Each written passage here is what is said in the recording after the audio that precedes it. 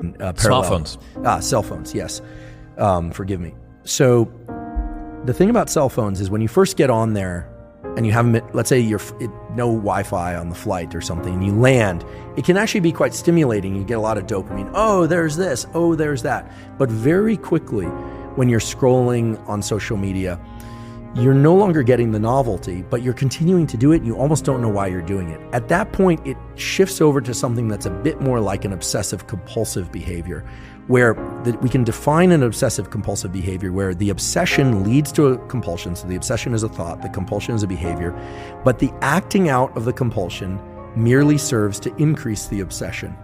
Right? This is very different than being obsessed with food or obsessed with cleanliness. There's no payoff. Right, exactly. There's no anxiety relief by carrying out the compulsion. With OCD behaviors, like scrolling social media, the dopamine quickly wanes, and then you find that you're just sort of, and we've all been there, you're scrolling, and like, why am I doing this? This isn't that interesting. This isn't that interesting. Now, the algorithms for social media are very clever, and I don't want to demonize it. I provide a lot of my life is spent on, on social media now, but in the algorithms that they've incorporated function on the most powerful way to keep people doing a behavior, or an animal for that matter, is intermittent random reward, or random intermittent reward, that you don't know when you're going to hit the jackpot. So you're scrolling, and then you see something. Typically it's very high, what, in nerd speak, we'd say signal to noise. So if you're reading some interesting things, this came out in the news, this came out, and then it's all of a sudden a riot, or a person that is base jumping off a building, or, for people that are scrolling, looking at bodies or something like that, live bodies. Hopefully people aren't looking at dead bodies. But look, if something's very tragic, then that has this gravitational pull.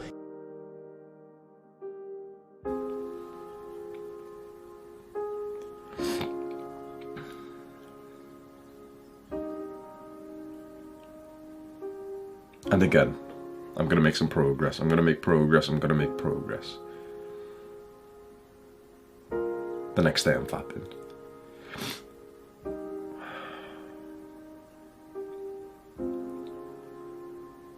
Being stuck in this cycle where you have no control over your sexual impulses, what it does to a man is horrible. It felt like a full-time job being on NoFap and constantly just snapping back to relapsing, back to